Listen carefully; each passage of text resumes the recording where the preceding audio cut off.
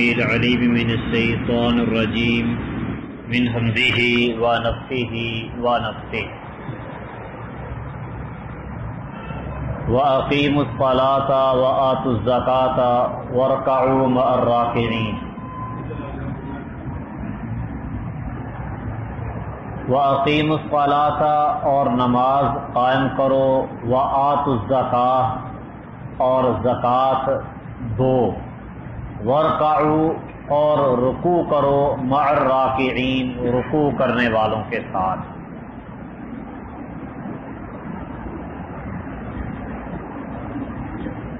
بنی اسرائیل کو خطاب ہے اللہ سبحانہ و تعالی کا،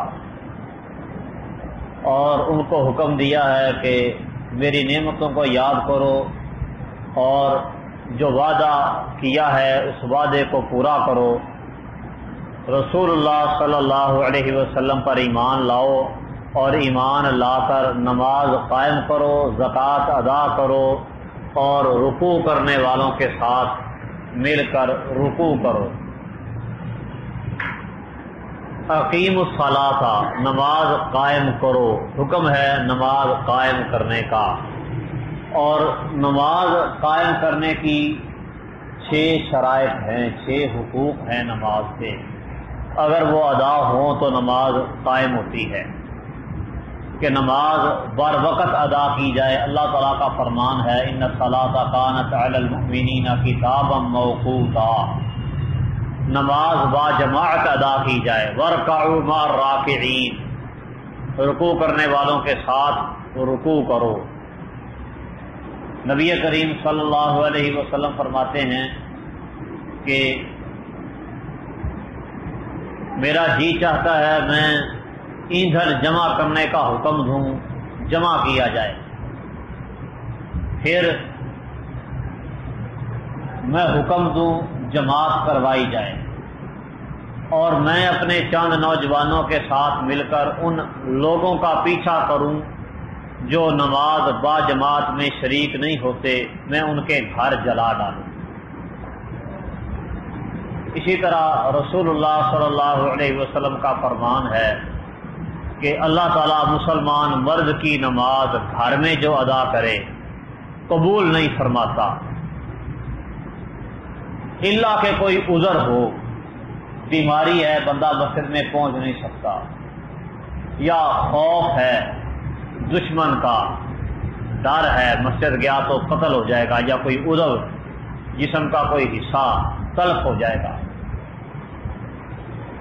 یا پھر بارش اتنی شدید ہے کہ مسجد تک پہنچا نہیں جاتا، یہ عذر ہیں، اس کے بغیر گھر میں نماز ادا کرے فرضی تو اس کی نماز قبول نہیں ہوتی۔ اسی طرح حکم دیا ہے کہ ویسے نماز پڑھو کما رأیتمونی اصلی، جیسے مجھے نماز ادا کرتے ہوئے دیکھتے ہو۔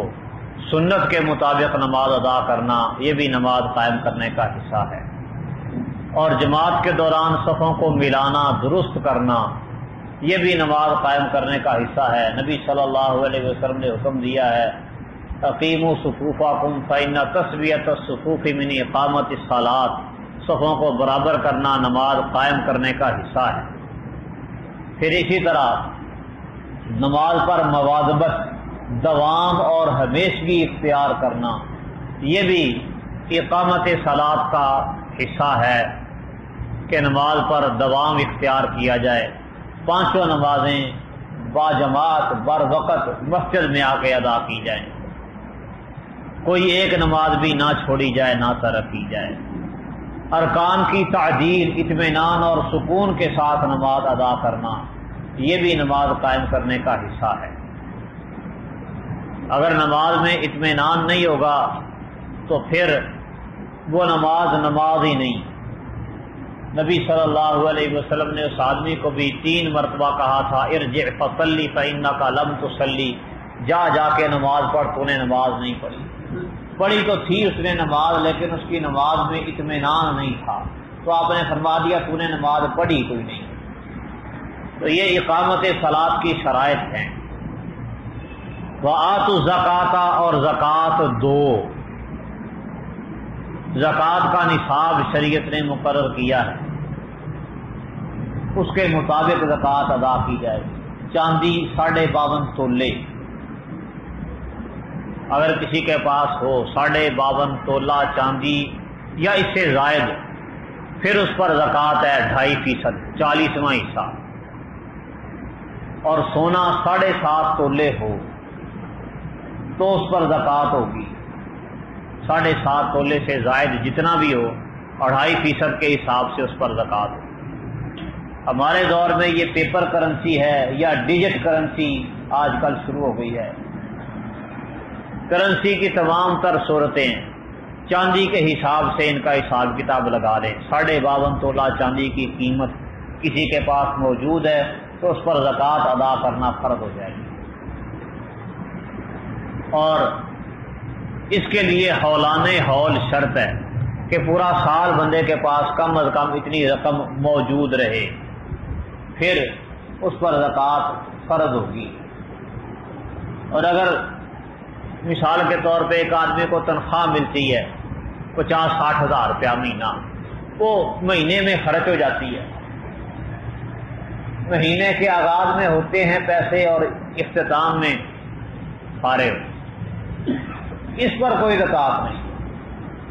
جمع پونجی ضرورت سے زائد سال بھر موجود رہے 52.5 تولہ چاندی کی قیمت کے برابر، تو اس پر زکوٰۃ ادا ہوگی۔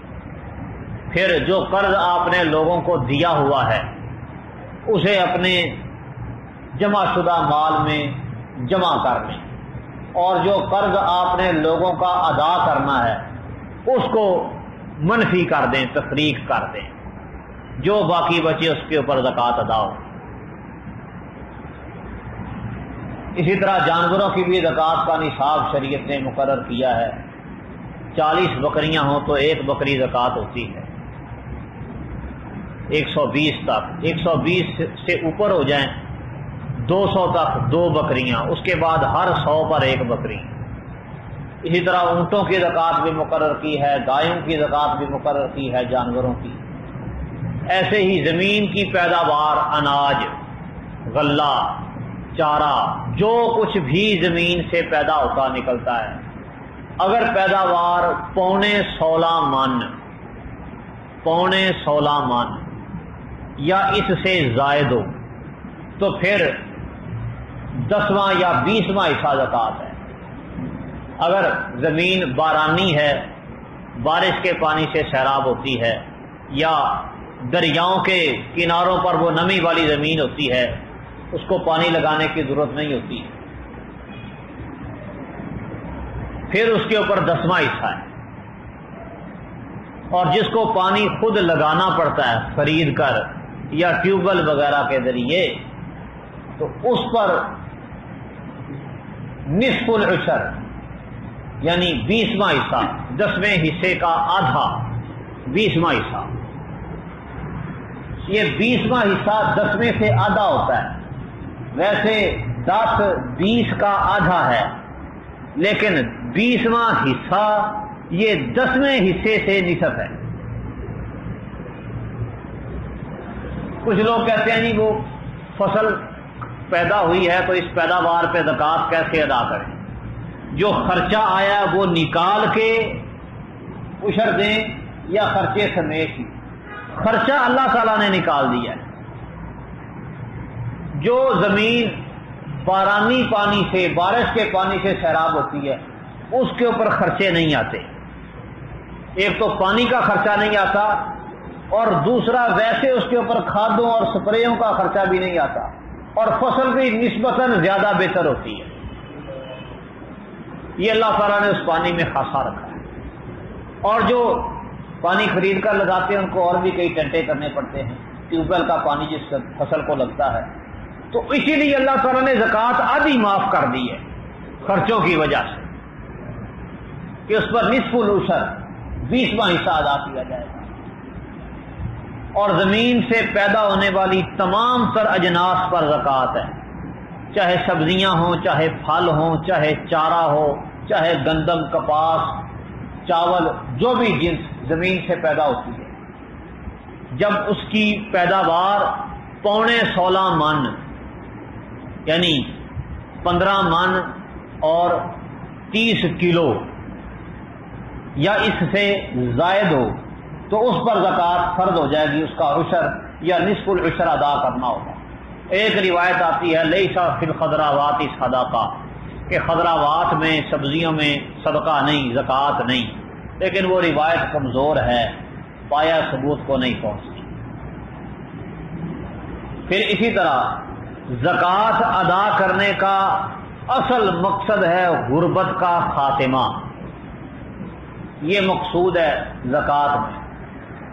اور جو اس کے علاوہ دیگر نفلی صدقات ہیں یا دیگر فردی صدقات جیسے کفارہ یا فطرانہ، اس میں وقتی ضرورت پوری کرنا وہ مقصود ہوتا ہے۔ مساکین کی وقتی ضرورت پوری کرنے کے لیے دیگر صدقات ہیں، اور جو زکوٰۃ ہے سالانہ، اس کا بنیادی مقصد ہے غربت کا خاتمہ۔ غربت کا خاتمہ کیسے ہوگا؟ کہ کسی ایک مسکین غریب آدمی کو ٹارگٹ کریں، ہدف بنائیں، اور اس کو سال بھر کی ساری زکوٰۃ دیں۔ اگر تھوڑی بنتی ہے تو 2-3 بندے مل کر ایک ہی بندے کو ساری زکوٰۃ ادا کریں، تاکہ وہ اسے اپنا کاروبار چلائے، روزگار زندگی کا بندوبست کرے، اگلے سال وہ زکوٰۃ ادا کرنے والا بن جائے۔ زکوٰۃ ادا کرنے والا نہ صحیح، کم از کم زکوٰۃ لینے والا نہ رہے۔ اور شروع اسلام میں مسلمانوں نے اسی طریقے سے زکوٰۃ ادا کی، غربت ختم ہو گئی۔ آج لوگوں نے زکوٰۃ ادا کرنے کے عجیب و غریب ڈھنگ اپنائے ہوئے ہیں۔ اعلان ہوتا ہے جی فلاں حاجی صاحب کی کوٹھی پر رمضان کی 27 تاریخ کو زکوٰۃ ادا ہوگی، اور مسکینوں کی لین لگی ہوئی ہے، اور حاجی صاحب سب کو 1000 روپیہ دے رہے ہیں، کسی کا کچھ نہیں بنتا۔ یہ بھکاری پیدا کرنے کا طریقہ ہے کہ مسکین کو ذلیل کرو، اس کو بھکاری بناؤ، اور اس کو مسلسل ایسے ہی رہنے دو۔ شریعت کا یہ مزاج نہیں۔ شریعت کا مزاج یہ ہے کہ زکوٰۃ ایسے انداز میں ادا ہو جس سے غربت ختم ہو۔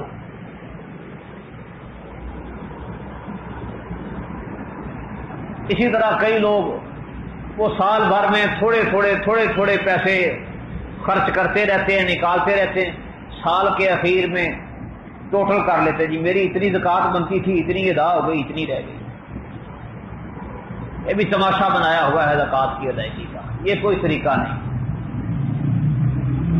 ہاں زکوٰۃ مثال کے طور پہ ایک خاندان گھرانہ کمزور ہے، ان کی ضروریات پوری نہیں ہوتی، آپ کو نظر آتا ہے کہ اگر ان کو مال دے دیا تو یہ ضائع کر بیٹھیں گے، ٹھیک ہے آپ سال بھر اپنے زکوٰۃ کے مال سے ان کی کفالت کریں، یہ بات تو سمجھ آتی ہے۔ لیکن کوئی فقیر آ گیا، مسکین آ گیا مانگنے والا، کوئی مدرسے والا، کوئی مسجد والا آیا، بس اس کو دیتے گئے، کسی کو 5، کسی کو 10، کسی کو 100-50، اخیر میں ٹوٹل کر لیا جی ہماری زکوٰۃ ادا ہوگی۔ اور نفلی صدقات بھی تو کسی کام کے لیے ہیں۔ پھر صدقات کے مصارف وہ کل 8 ہیں۔ سورہ توبہ کی آیت نمبر 60 میں اللہ تعالیٰ نے ان کی وضاحت کی ہے کہ صدقات فقراء کے لیے ہیں۔ فقیر وہ جو محتاج ہو، سوال کرنے والا ہو، مانگے، محتاج بھی ہو اور مانگے بھی، اور مسکین وہ جو محتاج ہو لیکن طلب نہ کرے۔ مسکین کا اپنا کاروبار ذاتی بھی ہو سکتا ہے، وہ ملازم تنخواہ دار بھی ہو سکتا ہے۔ مسکین اس آدمی کو کہتے ہیں جس کی آمدن اس کی بنیادی زندگی کی بنیادی ضروریات کو پورا نہ کرے، وہ مسکین ہے۔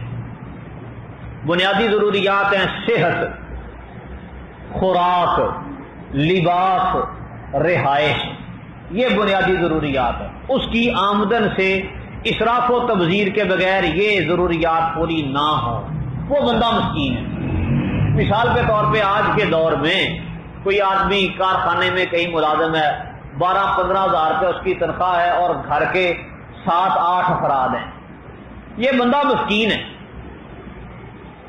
7-8 افراد ہوں، بچے ہوں اسکول میں پڑھنے والے، ان کی فیسیں، پھر بیماری، صحت، ان کی خوراک، کھانا پینا، یہ پورا نہیں ہوتا اس سے آج کے مہنگائی کے دور میں. اس کی کل آمدنی اتنی سی ہے، خاندان بڑا ہے، تو یہ مسکینوں میں شمار ہوگا،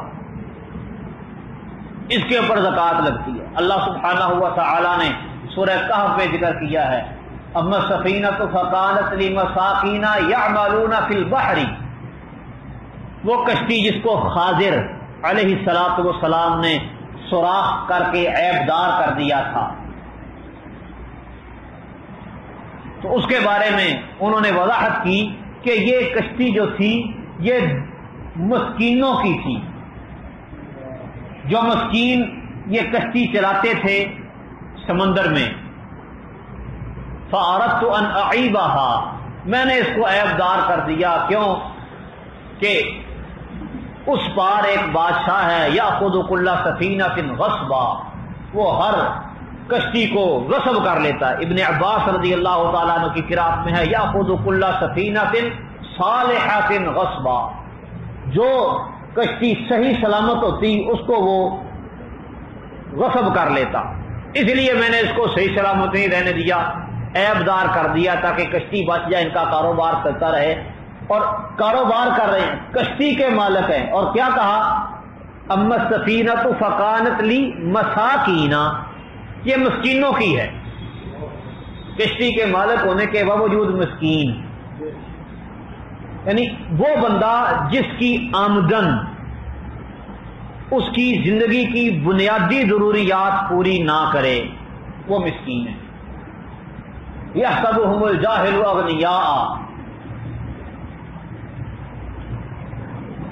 جو بندہ ان کے حالات سے واقف نہیں ہے، نہ واقف آدمی ان کے حالات سے جاہل آدمی سمجھتا ہے کہ بندہ غنی ہے، اس کو لوڑ ہی کوئی نہیں، ضرورت ہی نہیں.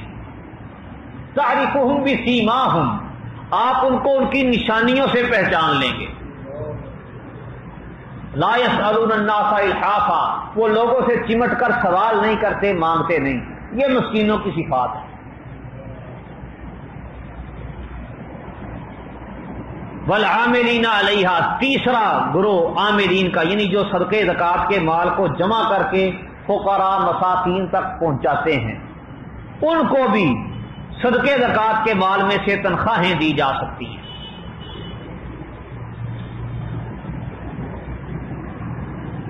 عامل کا جو وظیفہ ہوتا ہے وہ معمولی سا، جس سے اس کا گزارا چل جائے. آج کل تو عاملین کو وظیفہ اتنا دیا جاتا ہے جس سے ان کا گزارا بھی نہیں چلتا. عامل کا وظیفہ معمولی تھوڑا، جس سے اس کا صرف گزارا چل جائے. ہاں، نبی کریم صلی اللہ علیہ وسلم نے اپنے عاملین کو کہا ہوا تھا، جس کو شادی کی ضرورت ہے بیت المال کے خرچے پہ شادی کر لے، کیونکہ عامل کا وظیفہ اتنا نہیں ہوتا کہ وہ شادی کے اخراجات برداشت کر سکے. جس کے پاس گھر نہیں ہے وہ اپنا ذاتی گھر خرید لے، جس کے پاس خادم نہیں ہے وہ ایک غلام خرید لے بیت المال سے. اس سے زیادہ لے گا تو وہ غلول ہوگا، خیانت ہوگی. وظیفہ بھی اس کو ملے گا، وظیفے کے ساتھ ساتھ 3 بنیادی ضروریات، خادم، غلام جو ساری زندگی اس کی خدمت کرے گا، اس کے مرنے کے بعد اس کی وراثت بن کے اولاد میں جائے گا، اور گھر مستقل رہائش. یہ نہیں ہمارے ہاں وہ کیا ہوتا ہے کہ مولوی صاحب کو پوری سوری تنخواہ جی گزارا کرنا چاہیے، اللہ برکت دے گا، اور اپنے گھر کے خرچے نہیں دیکھتے کہ کہاں پہنچے ہوئے ہیں. اور پھر اگر کوئی رہائش مہیا کر بھی دیں مدرسے والے، مسجد والے، تو کیا ہوتا ہے جب تک مدرسے مسجد کے اندر مولوی صاحب ہیں، رہائش ہے، اس کے بعد چھٹی. مولوی صاحب ساری زندگی ادھر گزار دیں، بعد میں وہ رڑے میدان پہ. نبی صلی اللہ علیہ وسلم نے عاملین کے لیے کیا کہا تھا کہ وہ اپنے لیے ایک گھر وہ لے لیں، شادی کا خرچہ، گھر کا خرچہ اور ایک غلام، یہ 3 چیزیں لے لیں. اس کے علاوہ صرف وظیفہ ملے گا. والعاملین علیہا، عاملین پر اس قدر زکوٰۃ لگتی ہے. والمؤلفۃ قلوبہم، وہ لوگ جو نئے نئے مسلمان ہوئے ہوں ان کو اسلام کے قریب کرنے کے لیے مزید ان پر خرچ کرنا. مثال کے طور پہ آج کوئی عیسائی مسلمان ہو جاتا ہے تو مسلمان ہونے کی وجہ سے اس کی معاشی حالت بالکل ابتر ہو جاتی ہے. وجہ وہ اپنے معاشرے سے کٹ جاتا ہے, سابقہ حالات اس کے وہ تبدیل ہو جاتے ہیں, اب نئے ماحول کے اندر نئی زندگی کے اندر آ گیا. تو اس کو کھڑا کرنے کے لیے زکوٰۃ کا مال لگے گا. وفر رقاب, مسلمان کوئی کافروں کی قید میں ہے اسے چھڑوانے کے لیے, آزاد کرنے کے لیے زکوٰۃ. والغارمین, غارمین جس پر خواہ مخواہ کی چٹی پڑ جائے. مثال کے طور پہ ایک آدمی ضمانت دیتا ہے دوسرے کی کہ ٹھیک ہے آپ اس کو رقم دے دیں کاروبار کے لیے, بندہ ٹھیک ہے. وہ بعد میں پتہ چلتا ہے کہ وہ بندہ شیطان اس پر حاوی ہو گیا اور وہ اچھا بھلا نیک آدمی فراڈ کر کے نکل گیا, یا اس کا کاروبار تباہ ہو گیا. اس صورت میں اس کو دیا جا سکتا ہے تاکہ اس کے اوپر جو بوجھ ہے وہ اتر جائے. اسی طرح سیلاب زدگان, زلزلہ زدگان, اچھے بھلے کھاتے پیتے لوگ ہوتے ہیں, آفت آتی ہے بیچارے مسکین ہو جاتے ہیں. فی سبیل اللہ یعنی جہاد. فی سبیل اللہ سے مراد صرف جہاد ہے اور کچھ نہیں, کیونکہ حدیث میں نبی کریم صلی اللہ علیہ وسلم نے اس کی وضاحت کی ہے, اولی غاز فی سبیل اللہ, غازی فی سبیل اللہ, مجاہد فی سبیل اللہ پر صدقہ زکوٰۃ کا مال لگتا ہے. ابن سبیل مسافر جس کے پاس زاد راہ ختم ہو جائے, مثلا کسی کی جیب کٹ جاتی ہے, اب اس کے پاس گھر پہنچنے کے لیے کرایہ کوئی نہیں, کھانے پینے کے لیے کوئی پیسہ نہیں, اس کو کھانا کھلایا جا سکتا ہے صدقے زکوٰۃ کے مال سے, اس کو گھر تک پہنچنے کے لیے اس پہ خرچ کیا جا سکتا ہے کہ وہ گھر تک چلا جائے. یا کچھ وہ مسافر جو آپ لوگوں کی خاطر مسافر بنے ہوئے ہیں, جیسے مدارس کے طلباء, وہ امت کی خاطر ہیں مسافر, گھروں میں رہتے اچھا کھا پی لیتے, لیکن وہ سفر کر کے نکلے ہوئے ہیں, آئے ہوئے ہیں, اور اس سفر کی حالت میں ان کے لیے وہ میس کا خرچہ وہ بھرنے کی طاقت قوت نہیں. تو جس قدر وہ ادا کر سکتے ہیں ادا کریں, باقی زکوٰۃ کے مال سے کھائیں. صرف مدرسے میں پڑھنا یہ زکوٰۃ کو حلال نہیں قرار دیتا. اس طرح سکول کالج میں جو آدمی فیس ادا کر سکتا ہے, اگر کسی مدرسے میں پڑھتا ہے تو مدرسے میں بھی اپنی رہائش, اپنی خوراک, اپنی تعلیم کی فیس ادا کرے. مدرسے والوں نے نہیں بھی رکھی, یہ اللہ سے ڈرے, زکوٰۃ نہ کھائے, قوم کی میل کچیل نہ کھائے. صاحب ثروت ہے فیس ادا کرے, اپنے طور پر مقرر کر لے کہ میں اس قدر دے سکتا ہوں, وہ دے. اپنے صدقات و زکوٰۃ بھی مدرسے کو دے جہاں پڑھتا ہے, اور اپنی فیس بھی ادا کرے. صاحب حیثیت ہے, یہ اسکول کالج میں پڑھتا تو تب بھی تو اسے نے سارا کچھ ادا کرنا تھا. جو ادا کر سکتے ہیں کرے, جو نہیں کر سکتے سفر کی وجہ سے ان کو رخصت ہے. تو یہ کل 8 ہیں, اور ان سب کے لیے شرط ہے کہ یہ مومن موحد ہوں, کسی کافر یا مشرک پر صدقہ زکوٰۃ نہیں لگتا. نبی کریم صلی اللہ علیہ وسلم کا فرمان ہے, تؤخذ من اغنیائہم فترد علی فقرائہم, اہل ایمان کے اغنیاء سے زکوٰۃ وصول کی جائے گی اور اہل ایمان میں سے جو فقراء ہیں انہیں دی جائے گی. کافر یا مشرک کو صدقے زکوٰۃ کا مال نہیں لگتا. ہاں کافر مشرک پر آپ ویسے خرچ کر سکتے ہیں انسانیت کے ناطے, تحفہ اس کو دے لیں, ویسے عطیات دے لیں. زکوٰۃ کے مال کے وہ لوگ مستحق نہیں. ورکعوا مع الراکعین, اور رکوع کرو رکوع کرنے والوں کے ساتھ, یعنی باجماعت نماز ادا کرو. تو باجماعت نماز ادا کرنا بھی فرض ہے, اقامت صلاۃ کا حصہ ہے. نبی کریم صلی اللہ علیہ وسلم کے زمانے میں کوئی بھی بندہ جماعت سے پیچھے نہیں رہتا تھا, الا منافق بین النفاق, ہاں ایسا منافق جس کا نفاق واضح ہو چکا ہوتا, جس کے بارے میں پتہ ہوتا کہ یہ واضح منافق ہے, وہ جماعت سے پیچھے رہتا تھا، نماز وہ بھی نہیں چھوڑتا تھا، وہ صرف جماعت سے پیچھے رہتا تھا۔ وَإِنَّ الرَّجُلَ لَيُحَاذَى بَيْنَ الرَّجُلَيْنِ حَتَّى يُقَامَ فِي الصَّفِّ، آدمی اکیلا چل کے نہیں آ سکتا، لیکن نماز با جماعت کی اتنی اہمیت تھی کہ دو دو آدمیوں کے سہارے کندھوں پہ ہاتھ رکھ کے مسجد میں آتا، اس کو صف میں کھڑا کیا جاتا، صف میں بٹھایا جاتا، با جماعت نماز ادا کرتا۔ یہ حالت اور کیفیت تھی نبی کریم صلی اللہ علیہ وسلم کے زمانے میں نماز با جماعت ادا کرنے۔ اَتَأْمُرُونَ النَّاسَ بِالْبِرِّ وَتَنْسَوْنَ أَنفُسَكُمْ، کیا تم لوگوں کو نیکی کا حکم دیتے ہو اور اپنے آپ کو بھول جاتے ہو؟ وَأَنْتُمْ تَتْلُونَ الْكِتَابَ، حالانکہ تم کتاب پڑھتے ہو۔ أَفَلَا تَعْقِلُونَ، کیا پھر تم عقل نہیں رکھتے؟ یہ آر دلائی ہے، شرم دلائی ہے بنی اسرائیل کو کہ وہ لوگوں کو نیکی کا حکم دیتے اور خود نیکی کی طرف جاتے نہیں تھے۔ اب اس کا یہ مطلب نہیں کہ جو آدمی اچھائی نہیں کرتا وہ کسی کو اچھائی کے لیے کہہ بھی نہیں سکتا۔ اچھائی کے لیے کہنا ایک الگ حکم ہے اور اچھائی کرنا ایک الگ حکم ہے۔ ایک نیکی سے اگر بندہ رہ گیا ہے تو دوسری تو ہاتھ سے نہ جانے دو۔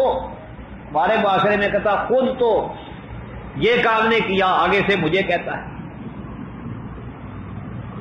ایک مولوی صاحب ساروکی میں خطیب ہیں، وہ کسی بیماری کی وجہ سے بیٹھ کر خطبہ دے رہے تھے۔ خطبہ جمعہ کھڑے ہو کر دینا چاہیے، ادھر تھا موقع، ادھر کی وجہ سے بندہ نماز بیٹھ کے پڑھ سکتا ہے تو خطبہ بھی دے سکتا ہے۔ ایک بندہ آیا اور اس نے آتے ہی خطبہ جمعہ کے آغاز میں اعتراض جڑ دیا کہ جی آپ بیٹھ کر خطبہ دے رہے ہیں۔ اب مولوی صاحب کو بھی غصہ چڑھ گیا، تو کہنے لگے تو نے مجھے کیا کہہ دیا ہے بیٹھ کے خطبہ دینے پہ؟ پتا ہے مجھے کہ کھڑا ہو کے خطبہ دینا سنت ہے، اگر میں نے سنت چھوڑی ہے تو سنت تو نے بھی تو چھوڑی ہوئی ہے، تو نے بھی داڑھی نہیں رکھی۔ تو اب اس نے داڑھی نہیں رکھی تو اس کے اوپر ایسی زبردستی کرنے کی ضرورت نہیں، اس کو اپنا ادھر بتا دیں کہ ہاں جی یہ مسئلہ ہے۔ ہمارے ہاں یہ بیماری ہے کہ جس سے کوئی ایک غلطی ہو جائے اس سے اصلاح کا حق بھی چھین لیتے ہیں۔ اس آیت کا یہ مطلب نہیں، آج جو غلطی اس کے اندر ہے وہ اپنی وہ اصلاح کرے، جو آپ کے اندر ہے جس کی وہ اصلاح کر رہا ہے آپ اس کی اصلاح کرو۔ کوئی ادھر ہے تو وہ پیش کرو، بتاؤ۔ تو یہ بنی اسرائیل کو آر دلائی ہے کہ وہ لوگوں کو نیکی کا حکم دیتے تھے، خود نیکیاں کرتے نہیں تھے۔ تو یہ بہت بڑا جرم ہے۔ صحیح بخاری میں حدیث ہے، نبی کریم صلی اللہ علیہ وسلم فرماتے ہیں ایک آدمی اہل جہنم میں سے، اس کی پیٹ کی آنتنیاں باہر نکل آئیں گی اور وہ اس کے ارد گرد گھوم رہا ہوگا جیسے گدھا چکی کے گرد گھومتا ہے۔ آج کل تو مشینی دور ہے نا، بٹن دبایا اور چکی چل پڑی، پہلے وہ جانوروں کے ذریعے کام لیا جاتا تھا۔ فرمایا ایسے گھومے گا جیسے گدھا چکی کے گرد گھومتا ہے۔ اہل جہنم کہیں گے تو ہمیں نیکی کا حکم نہیں دیتا تھا، برائی سے نہیں روکا کرتا تھا، تو تجھے کیا ہو گیا؟ تو جواب دے گا میں تمہیں نیکی کا حکم دیتا تھا، خود نیکی نہیں کرتا تھا، تمہیں برائی سے روکتا تھا، خود نہیں روکتا تھا، اس لیے یہ عذاب دیا جا رہا ہے۔ تو یہ بہت بڑا جرم ہے۔ جو بندہ دوسرے کو جو نیکی کرنے کا کہہ رہا ہے اس کو پتا ہے کہ یہ نیکی ہے تو کرے، خود بھی کرے۔ جو دوسرے کو جس برائی سے منع کر رہا ہے خود بھی اس برائی سے رکے۔ ایک تو آدمی جہالت کی وجہ سے کرتا ہے نا، اس کو پتہ ہی نہیں کہ یہ برا کام ہے، وہ سر انجام دے رہا ہے، اس کو پتہ ہی نہیں بیچارے کو، اس کا تو معاملہ ہی کچھ اور ہے۔ اللہ تعالیٰ نے اس کو ویسے ہی مرفوع قلم رکھا ہے جہالت کی وجہ سے، لا علمی کی وجہ سے۔ جو جانتے بوجھتے ہوئے کرے تو وہ بہت بڑا مجرم ہے۔ اور پھر جو دوسروں کو برائیوں سے منع کرے اور خود وہی برائی کر رہا ہو، یہ بہت بڑا جرم ہے۔ فرمایا اتأمرون الناس بالبر وتنسون انفسکم، کیا تم لوگوں کو نیکی کا حکم دیتے ہو اور اپنے آپ کو بھول جاتے ہو؟ وانتم تتلون الکتاب، حالانکہ تم کتاب پڑھتے ہو۔ افلا تعقلون، کیا تم عقل نہیں رکھتے؟ عقل کرو، ہوش کے ناخن لو کہ لوگوں کو برائی سے منع کرتے ہو، خود بھی رکو۔ واستعینوا بالصبر والصلاۃ، اور نماز اور صبر کے ساتھ مدد طلب کرو، مدد صبر کے ذریعے، نماز کے ذریعے۔ شیخ البانی نے حسن قرار دیا اس روایت کو کہ نبی صلی اللہ علیہ وسلم جب انہیں کوئی مصیبت، کوئی مشکل پیش آتی تو آپ نماز پڑھتے، اللہ تعالیٰ سے مدد طلب کرتے بذریعہ نماز۔ صبر کے ساتھ مدد، اس کا مطلب ہے کہ بندہ نیکیوں پر، ایمان پر ثابت قدم رہے، متزلزل نہ ہو، یہ بھی صبر ہے۔ اللہ تعالیٰ کی مدد نصرت اترتی ہے۔ دوسرا، کوئی آزمائش بندے پر آ جائے، بندہ اس پہ صبر کرے، صبر کا دامن ہاتھ سے نہ چھوڑے، شریعت کی حدود کو پامال نہ کرے۔ ایک عورت رو رہی تھی، صحیح بخاری کی حدیث ہے، نبی صلی اللہ علیہ وسلم نے اس کو منع کیا کہ جزا فضا کرنا ٹھیک نہیں ہے، رونا پیٹنا، تو مصیبت تجھ پہ آئی ہے تو صبر کر۔ کہنے لگی جس پر آئی ہے اس کو پتا، تجھے کیا پتا؟ اس نے پہچانا نہیں نبی صلی اللہ علیہ وسلم۔ بعد میں اس کو پتا چلا کہ یہ تو رسول اللہ صلی اللہ علیہ وسلم تھے، پھر آ گئی ادھر پیش کرنے، جی مجھے پتا نہیں چلا، میں اب صبر کرتی ہوں۔ آپ نے فرمایا انما الصبر عند الصدمۃ الاولى، صبر ہوتا ہے اس وقت جب صدمے کا آغاز ہو، اس وقت کا صبر اصل صبر ہے۔ بعد میں تو سارے ہی صبر کر لیتے ہیں، روز ہو کے صبر کیا تو کیا کیا۔ وَإِنَّهَا لَكَبِيرَةٌ، یہ کام ہے بہت بھاری، نماز ادا کرنا، صبر کرنا، صبر اور نماز سے مدد طلب کرنا، اللہ رب العالمین کی مدد بذریعہ صبر، بذریعہ نماز طلب کرنا، یہ بہت گراں بار ہے، بہت بھاری ہے، بوجھل ہے۔ الا علی الخاشعین، مگر خشوع کرنے والوں پر، جو عاجزی کرنے والے، خشوع کرنے والے، اللہ سے ڈرنے والے ہیں، ان کے لیے یہ کام مشکل نہیں۔ وہ کون ہیں؟ الذین یظنون انہم ملاقو ربہم، یہ وہ لوگ ہیں جو یقین رکھتے ہیں کہ وہ اپنے رب سے ملاقات کرنے والے ہیں۔ ظن کا یہاں پہ معنی ہے یقین، وہ یقین رکھتے ہیں۔ ظن کئی معنوں میں استعمال ہوا ہے، ظن شک کے معنی میں بھی ہے، ان نظن الا ظنا وما نحن بمستيقنين، ہم شک ہی کرتے ہیں صرف، ہم یقین کرنے والے نہیں۔ تو یہاں پر ظن شک کے معنی میں ہے۔ اسی طرح ظن بمانا بدگمانی، اجتنبوا كثيرا من الظن ان بعض الظن اثم، گمان، بدگمانی، یہ ظن کا معنی ہے۔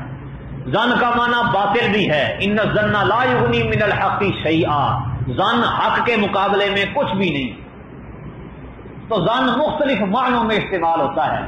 تو یہاں پر ظن سے مراد یقین ہے، کیونکہ اللہ سبحانہ و تعالی نے شروع میں کہا ہے وبالآخرۃ ھم یوقنون، وہ آخرت پر یقین رکھتے ہیں، تو اسی معنی میں ظن کو استعمال کیا ہے۔